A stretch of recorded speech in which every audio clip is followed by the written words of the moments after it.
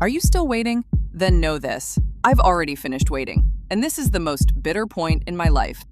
We're working hard to reach our first 1,000 subscribers. Every click matters more than you think. If you haven't subscribed yet, do it now. Don't miss what really matters. Hello, I am you. Just 25 years later. If you put this letter aside right now, you'll keep heading toward the same place I ended up. And I ended up nowhere. You're sitting there thinking, it's not time yet. I need to prepare a little more. Now isn't the right moment. Soon I'll start. I remember every one of these phrases. They seemed like wisdom to me. In reality, it was fear, disguised as logic, a comfortable mask for procrastination. You want more, don't you?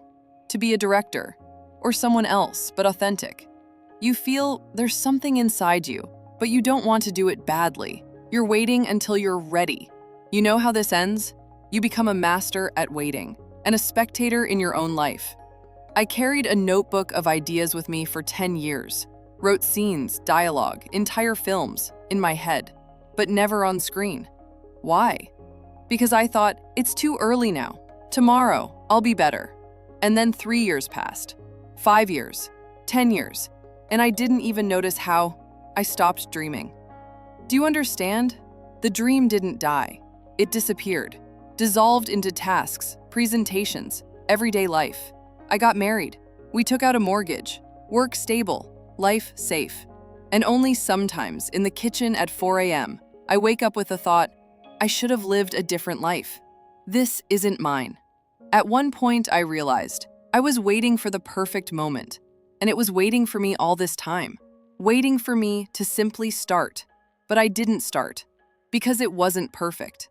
And here I am, 50 years old, a projects folder on my computer. No one will ever open it, because it's empty. Someone made my film, only it wasn't me. I remember that day, an ordinary Sunday.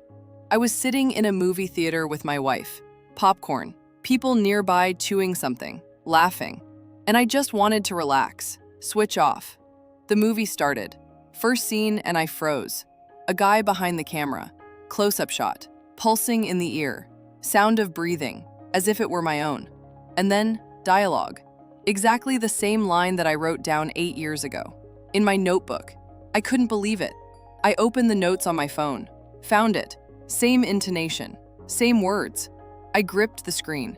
My wife leaned over and whispered, "Are you okay?"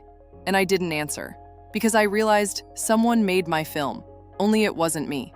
Not because they stole it. Not because they spied on me, but because he did it. And I waited. He wasn't perfect either. Probably scared too. But he went out and shot it, with mistakes, with hesitation, with crooked lighting, with an imperfect script, and now people are applauding him, and I'm just sitting in the audience, in silence. I wasn't angry at him, I was angry at myself. Because I realized everything I was saving remained only with me. All those ideas, scenes, images, they weren't unique. They were alive, but only in my head. After the movie, I didn't go anywhere. I just sat in my car and stared at the steering wheel for about 40 minutes. Just sat there. And then I opened my notes and started scrolling down. The oldest, 2011, there was one line, story about a guy who's afraid to start and loses everything because he waits for the perfect moment. I wrote that about myself, but I never even started that either. Want to know what happened next? Nothing. Life continued. Work, kids, traffic jams, bills, and somewhere in all that, I disappeared. Sometimes I think I can still start, that there's still a chance. I even try, sometimes. But inside, there's a feeling that it's too late, that now everything I do will be a pathetic attempt because I stayed silent for too long, and now when I speak, it will sound like a cry from the depths. Too late. Too cracked. Sometimes I think, what if I had just shot something at 25? Something bad, raw, on an iPhone, but shot it. Maybe by 30, it would have been something good. By By 35, strong. By 40, real. But now I'm 50, and I'm writing to you because you're the only one who still can. While you haven't yet managed to disguise fear as common sense, while you haven't yet called laziness planning, while you still believe the perfect moment is somewhere ahead, I'm writing to you so you know it won't come. There's only you. And now. You know, I thought for a long time that it was about me, that I just wasn't disciplined enough, that maybe I was lazy, that maybe I overestimated myself. But you know what turned out to be true? I was just too careful. Careful to the point of nausea, to paralysis, to complete immobility. I kept putting everything off because I didn't want to do it badly, because I was afraid of screwing up, because I thought if it didn't work out, everything would collapse. And in that, probably, was the biggest mistake.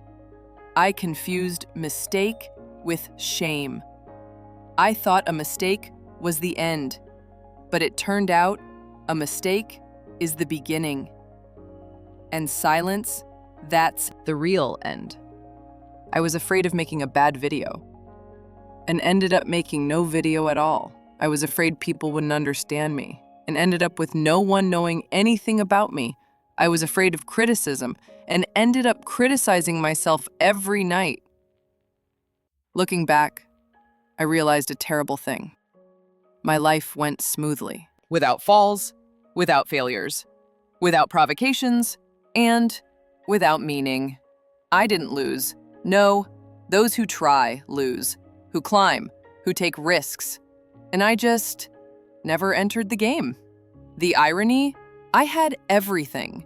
Intelligence, talents, opportunities, but there was no action, and that consumed everything else.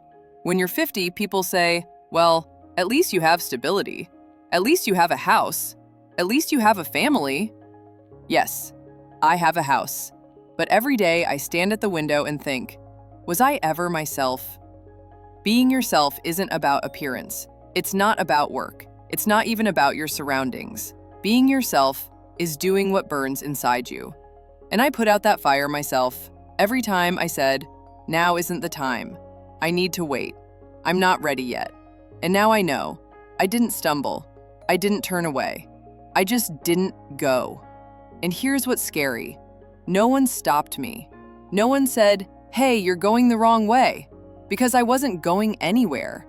I was standing still, silently, habitually, for years.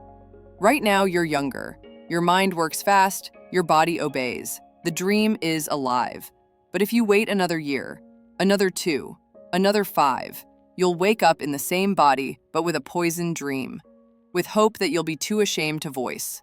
And then, you'll just close your laptop, delete your notes, and say, oh well, I guess it wasn't meant to be. But it's not fate. It's your hand that hit pause. You're the one who put your dream in line after laundry, Zoom calls, credit payments, Monday. And if you don't hit play now, no one will do it for you. A few years ago, I accidentally turned on an interview. Just a regular YouTube video. Unfamiliar face, young guy, confident voice. He was talking about his first film, about how everything went wrong, about how he had no budget, no team, no time, but he had a script. And there was a feeling that if not now, then never. I watched and couldn't look away. He spoke the way I used to think. He said the phrase, I didn't know what I was doing, but I knew I couldn't wait anymore. And it was like getting slapped in the face, because I'm still waiting. Then I found his film. It wasn't perfect. There were technical errors, the sound was off in places, the lighting was wrong, the dialogue was a bit wooden. But damn, there was something real about it. Something alive. Something that wasn't in my life. One moment gave me chills. The main character, a guy who works in an office but writes scripts every night, he's afraid to show them to anyone. Afraid they're about nothing, that he's nobody. He types a scene where the hero leaves work and just walks. Not home, not to friends, just walks into the unknown. This scene, I had seen it before, in my head. In 2010, that very night when I almost started, I was shaking. This was my story, with a different name, with a different face, with a different author. I turned off the film and went to the kitchen, opened my laptop, found that same notebook. There were dozens of sketches, dozens of scenes I never shot. I scrolled through, stopped at one. Hero in an office, every day the same. He's suffocating from the silence. And below, handwritten, scene, he gets up, just gets up, and walks, without words, without a plan, just walks. I thought then, what if I had actually started back then? Shot it raw, badly, but authentically. What if just once I hadn't waited for perfection? Then maybe I would have failed. Maybe people would have laughed at my short film on forums. Maybe I would have gotten 27 dislikes and 3 awkward comments. But you know what? I would at least know it was mine, that I lived, that I chose myself. And now I watch others live my dreams. How they make mistakes, fall down, but get up and become. And I just observe, like a security guard in a warehouse of other people's stories, a keeper of unused chances. This isn't about success, not about fame, not about money. This is about whether you walk or stay sitting. And sometimes your whole life is one step you didn't take. People think if you do nothing, nothing happens, that inaction is just a pause. But the truth is different. While you're not acting, you're disappearing, piece by piece, silently, invisibly. First, excitement disappears. You stop getting fired up by ideas. Inspiration no longer shakes you. Then, your voice disappears. You don't write, don't draw, don't try. You're even silent inside yourself. Then, you disappear. Your real version, the one you came here for in the first place. And what remains is a shadow, a form, a function. Work, house, social media feed. Repeat. You're still breathing. You eat. You laugh. But somewhere inside, it's empty. And you don't know how to get back there, because you don't know when exactly you disappeared. It wasn't in one moment. It was gradual. That's exactly why it's so scary. I can't tell you how to live. I never figured it out myself, but I can tell you what definitely not to do. Wait until it's normal. Wait until you're ready. Wait until inspiration comes. Inspiration doesn't come. It's born in the process, in reality, in mistakes. I wanted the perfect start and ended up never starting at all. And life, it doesn't wait. It just passes by, silently, without malice, without regret, just past you. I don't regret that I didn't succeed. I regret that I didn't even give myself a chance. And here I am, perfect, clean, without mistakes, and absolutely empty. How many times have you postponed what matters for what's right?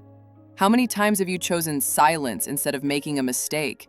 How many times have you wanted to start but waited for everything to align perfectly? Now look around. Did it align? You think you still have time, that you'll still make it, that not now but soon. But none of us knows how long that road is that we keep putting ourselves on. It's not the perfect moment that creates movement, but movement that makes the moment real. If you've read this whole text, it means someone inside you is knocking. It's you, the real you, the one who doesn't want to wait anymore. Do it, one step, even if it's bad, even with a shaking hand, even if no one understands, but do it.